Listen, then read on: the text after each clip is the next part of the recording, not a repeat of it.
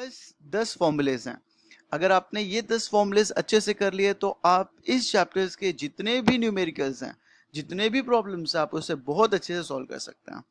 तो फटाफट हम लोग टाइम वेस्ट ना करते हुए हम लोग स्टार्ट करते हैं। फर्स्ट फॉर्मूले से द फर्स्ट फॉर्मूला जो है वो है the Newton's law of gravitation, जो कि है F is equal to G m1 m2 by R square.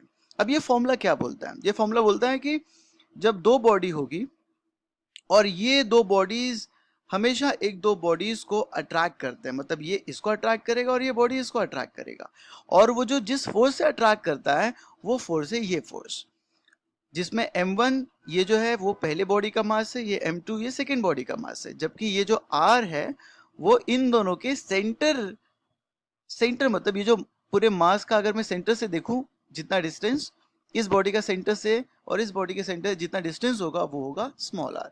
इस स्मॉल आर को हम लोग लिखते हैं समटाइम्स r प्लस एच भी। ओके, तो अगर आपके पास कभी भी ऐसा कोई क्वेश्चन आए जिसमें फोर्स पूछा जाए दो बॉडी के बीच में, तो आपको ये फॉर्मूला यूज करना है।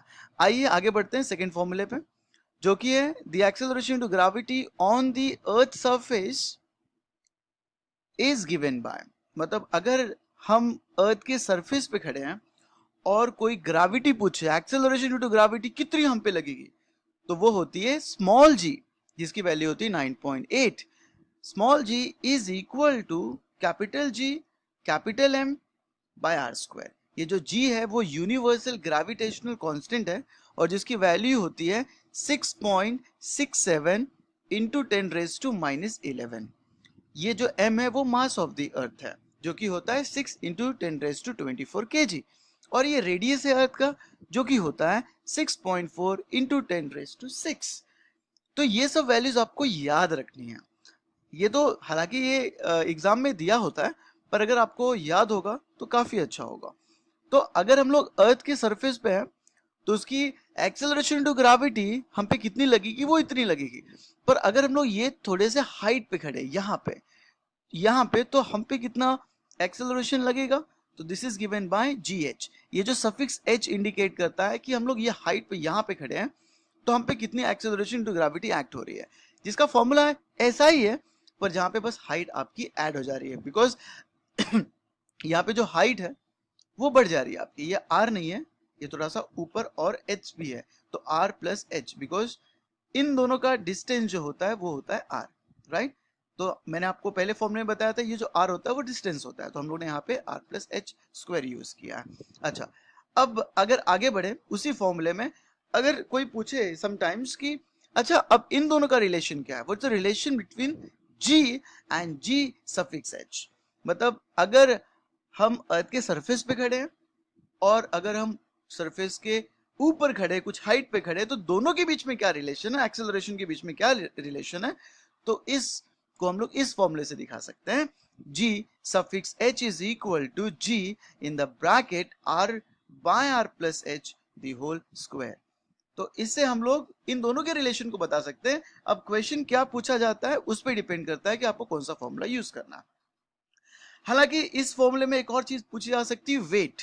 अगर यहाँ पे पूछा जाए वेट कितना होगा अगर आप अर्थ के सरफेस पे खड़े हो, तो यहाँ पे अगर फॉर्मूले को आप देखोगे तो बहुत ही आसान है, ये g is equal to G M by R square है। अगर मैं यहाँ पे दोनों तरफ मास से मल्टीप्लाई कर दूं तो क्या मुझे वेट मिलेगा? यस, क्योंकि जो वेट होता है, जो फोर्स होता है, जो वेट होता है वो होता है mg। अगर मैं दोनों तरफ m से मल्टीप्लाई कर दूं तो मुझे मिलेगा वेट। यहाँ पे अगर मैं खड़ा हूं तो आपका आ गया बस, वेट इज इक्वल टू, यहाँ पे मैंने लेफ्ट हैंड साइड में अगर मैंने स्मॉल m से मल्टीप्लाई किया तो वेट बन गया, और राइट हैंड साइड में वो स्मॉल m, तो यहाँ पे आ जाएगा। तो आपको सिर्फ अगर वेट निकालना है तो दोनों तरफ आपको स्मॉल m से मल्टीप्लाई करना है। यहाँ पे भी देख लो, तो अगर आपको हाइट पे खड़े हो तो वेट पूछेगा, तो इस फॉर्मूले में आपको स्मॉल m मल्टीप्लाई कर देना है दोनों तरफ। अगर आप दोनों तरफ मल्टीप्लाई करोगे इस फॉर्मूले में तो आपको इसका आंसर मिल जाएगा इस तरह से। यहाँ पे देखिए, तो यहाँ पे आप m मल्टीप्लाई कीजिए, यहाँ पे स्मॉल m मल्टीप्लाई कीजिए, आपको वेट मिल जाएगा। आगे बढ़ते हैं फॉर्मूले नंबर 3 की तरफ, जो कि यहाँ पे आपकी ग्रेविटी में, एक्सेलरेशन टू ग्रेविटी में कितना चेंज होता है अगर हम हाइट पे खड़े मतलब ये जो 9.8 वैल्यू होती है वो हर जगह पे सेम नहीं होती, वो चेंज होती है अगर हम हाइट पे जाएंगे या गहराई में जाएंगे अर्थ के। मतलब जब हम सरफेस पे खड़े होते हैं, हम जैसे हम रोड पे खड़े हैं और उसको गड्ढा खोद रहे हैं वहां पे, और गड्ढा खोदते हुए काफी नीचे चले गए, तो वहां पे भी आपकी ग्रेविटी वेरी करेगी, वहां पे भी चेंज होगी। The acceleration to gravity will change due to height and due to altitude। अगर हम altitude मतलब height पे खड़े हैं तो वो उसका फॉर्मूला होता है जो कि ऊपर हम लोगों ने देखा, gh is equal to g in the bracket r by r plus h the whole square। एक तो ये फॉर्मूला है, दूसरा फॉर्मूला हम लोग ये भी यूज कर सकते हैं, gh is equal to g 1 minus 2h by r। ये फॉर्मूला आया है, हमने इसे डिराइव किया है। अगर आपने बुक में देखोगे तो इसका डेरिवेशन दिया गया है, तो आपको टेंशन लेने की जरूरत नहीं, हर एक चीज दी गई है आपके बुक में। आगे आते हैं, ये तो हाइट के लिए रह गया। अगर अब पूछेगा आपको कि भाई अगर आप डेप्थ में जाते हो, गहराई में जाते हो, तो आपकी ग्रेविटी कितने चेंज होगी, तो उसके लिए बस आपको जी ये फॉर्मूला लगाना है, g D is equal to g in the bracket 1 minus D by R, where g D is a acceleration due to gravity at the depth. मतलब देखो मैंने डायग्राम में बताया कि हम पहले यहां पे थे, अब गड्ढा खोद के यहां पे आ गए, तो यहां जो जीडी होगा वो ये होगा, ये जो जी होगा ये ऊपर का, जो हम अर्थ के सरफेस पे खड़े होते हैं। अब 1 माइनस डी, ये जो डेप्थ हम लोग कितना गहराई खोदी है, और आर ये जो हमारा रेडियस था, इन सब के बीच में ये रिलेशन है। तो ये फॉर्मूला आपको याद करना है अगर, और आपको यूज करना है जब आपको गहराई के लिए पूछा जाए। आगे आते हैं, आगे अगर आप देखोगे तो पांचवा फॉर्मूला है आपका variation of acceleration due to latitude. अगर आपका जब अर्थ घूमता है तो उसके वजह से, रोटेशन के वजह से आपकी ग्रेविटी में कितनी चेंज आता है, तो उसके लिए बहुत ही सिंपल फॉर्मूला है g dash, due to latitude, due to rotation जो चेंज आएगा वो हम लोग इस जी से दिखाते हैं, इज इक्वल टू जी जो कि इनिशियल होता है minus are omega square cos square theta. अब इसके दो केसेस हैं, अगर आपको क्वेश्चन पूछा जाए एट इक्वेटर कितना होगा एक्सेलरेशन टू ग्रेविटी, तो आपको यूज करना है g e is equal to, that is equator पे एक्सेलरेशन ड्यू टू ग्रेविटी होगी g minus are omega square, because वहां पे कॉस स्क्वायर थीटा 1 हो जाएगा। अगर ये पोल पे पूछा जाएगा तो ये आपका 0 हो जाएगा, तो आपको मिलेगा पोल पे जो आपको एक्सेलरेशन ड्यू टू ग्रेविटी मिलेगी वो होगी 9.8 के बराबर। तो दोनों इक्वल ही होता है पोल पे, पर इक्वेटर पे चेंज होता है। आगे आते हैं हम लोग फॉर्मूला नंबर 6 पे। तो फॉर्मूला नंबर 6 बहुत ही आसान है, ये क्रिटिकल वेलोसिटी है, और ये होता है मिनिमम वेलोसिटी किसी भी सैटेलाइट को लॉन्च करने के लिए सर्कुलर ऑर्बिट पे जितनी वेलोसिटी लगती है उस वेलोसिटी को बोला जाता है क्रिटिकल वेलोसिटी और क्रिटिकल स्पीड और orbital speed of a satellite. Okay, तो इसका जो फॉर्मूला है जैसे मैंने डायग्राम दिखाया है, अगर हम हाइट पे हैं, ये आपकी सैटेलाइट है, तो इस पे कितना क्रिटिकल वेलोसिटी लगेगी, तो वो हम लोग इस फॉर्मूले से लिखते हैं, इस फॉर्मूले से कैलकुलेट करते हैं। v suffix c that is a critical velocity is equal to under root G M by R plus H. आपको सब का मतलब तो पता होगा, g is the universal gravitational constant, m is a mass of the earth, r is the radius of the earth and h is the height and vc is the critical velocity। अब इससे कुछ conditions हैं, इसके आप देखे जाए तो 3 condition है। अगर क्रिटिकल वेलोसिटी आपको अर्थ के क्लोज पूछा जाए, मतलब वो हाइट पे नहीं, एकदम near to the earth surface है, तो आपकी हाइट अप्रोक्सीमेटली इक्वल टू 0 हो जाएगी। या मैं बोल सकता हूं आपका रेडियस इतना बड़ा है, जैसे ये 1000 और ये 1, तो हम लोग h को निग्लेक्ट कर सकते हैं।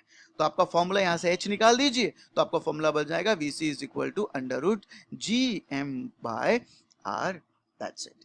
अगर अब मैं रिलेशन बोलूं कि वो the relation between critical velocity and the acceleration to gravity at height, तो आपको ये फॉर्मूला यूज करना है। ये फॉर्मूला कहां से है, अगर आप ऊपर वाले फॉर्मूले को देखोगे तो बस ये फॉर्मूले को उसने यूज किया है, जहां पे जीएम है वहां पे इन दोनों को मल्टीप्लाई कर दिया है, तो जीएम की जगह पे आ जाएगा GH into R plus H the whole square. बस इसको आप यहाँ पे पुट कर दीजिए, जब आप यहाँ पे रखोगे तो आर प्लस एच एक कट जाएगा और आपको ये फॉर्मूला मिलेगा। सिमिलरली अगर आप दूसरे फॉर्मूले को देखोगे तो वहां पे जीएम इज इक्वल टू, मतलब इस फॉर्मूले में जीएम इज इक्वल टू आपको आएगा जी आर स्क्वायर, तो एक आर स्क्वायर के कैंसिल, यहाँ पे बचेगा जी और यहाँ पे बचेगा आर, तो इस तरह से हम लोग इसको ऑब्टेन कर सकते हैं। मैंने इतने फॉर्मूले क्यों बताए आपको, हो सकता है क्रिटिकल वेलोसिटी ऐसे ना पूछा जाए, आपको पूछा जाए कि ऐसे आपको रेडियस दिया होगा और एक्सेलरेशन टू ग्रेविटी दी होगी, बोलेगी क्रिटिकल वेलोसिटी क्या है, तो उस टाइम में आपको ये फॉर्मूला यूज करना है। अगर हाइट पे दिया है तो ये फॉर्मूला, और अगर सिंपली पूछा है तो ये फॉर्मूला यूज करना है। तो आपको याद रखना है कि कब कौन सा फॉर्मूला हमें यूज करना है। आइए क्वेश्चन नंबर प्रॉब्लम नंबर 7 पे, और we can say that the formula number 7 पे, तो ये जो है periodic time of a satellite moving around the earth surface, मतलब टाइम पीरियड क्या लगता है एक सैटेलाइट को एक रोटेशन कंप्लीट करने के लिए, जो कि दिया जाता है इस फॉर्मूले से, t is equal to 2 pi under root r plus H the whole cube divide by gm। तो ये फॉर्मूला आपको याद रखना है अगर आपको पूछा गया है टाइम पीरियड के बारे में। आगे आते हैं केप्लर्स लॉ। केप्लर्स लॉ जो कि होता है एक ही फॉर्मूला है उसमें, और ये फॉर्मूला काफी इंपॉर्टेंट है एग्जाम पॉइंट ऑफ व्यू से। T square is directly proportional to R cube. इसे हम लोग t1 बाय t2 का square is equal to r1 by r2 का क्यूब भी लिख सकते हैं। ओके, आइए सेकेंड लास्ट फॉर्मूले पे, जो कि है when a satellite is rest on the earth surface what's the binding energy. Binding energy जो होती है मिनिमम एनर्जी जो कि किसी भी चीज को सेपरेट करने के लिए लगती है। यहाँ पे अर्थ के की तरफ आपका सैटेलाइट रिवॉल्व कर रहा था, अब उसको निकालने के लिए सैटेलाइट को उस अर्थ ग्रेविटेशनल फील्ड से कितनी एनर्जी लगेगी, तो वह है binding energy is equal to GMM by R। याद रखना अगर रेस्ट पे पूछा गया है तो ये फॉर्मूला यूज करना है, और अगर रिवॉल्व कर रहा है हाइट पे तो आपको ये फॉर्मूला यूज करना है, that's binding energy is equal to GMM by 2R plus H। Last फॉर्मूले पे आते हैं हम लोग, escape velocity of a satellite at rest on the earth surface. तो इसके लिए एक ही फॉर्मूला है, आपको वो अच्छे से याद रख लेना है, VE। This is escape velocity, that suffix E is equal to under root GM by R। या हम लोग इसे इस तरह से लिख सकते हैं जो कि आपको याद होगा, GM is equal to GR square। वो फॉर्मूला अगर हम लोग लगाएंगे तो आपका R गेट कैंसिल, आपको मिलेगा 2RG अंडर रूट। अब अगर क्वेश्चन पूछा जाए what's the relation between escape velocity and critical velocity, तो वो रिलेशन होता है escape velocity is equal to under root 2 times dvc। तो इन दोनों में ये रिलेशन होता है। होपफुली आपको हर एक फॉर्मूला समझ में आया होगा। बस यहाँ पे आपको 10 फॉर्मूला अच्छे से याद कर लेना है, जिसे आपको प्रॉब्लम करने में काफी हेल्प मिलेगी। और अगर कोई डाउट या कुछ डिफिकल्टी आए तो मुझे जरूर कमेंट में लिखिए उसे। आप लोग अगर वीडियो अच्छा लगा उसे जरूर सब्सक्राइब कीजिए एंड लाइक्स दीजिए। Thank you so much.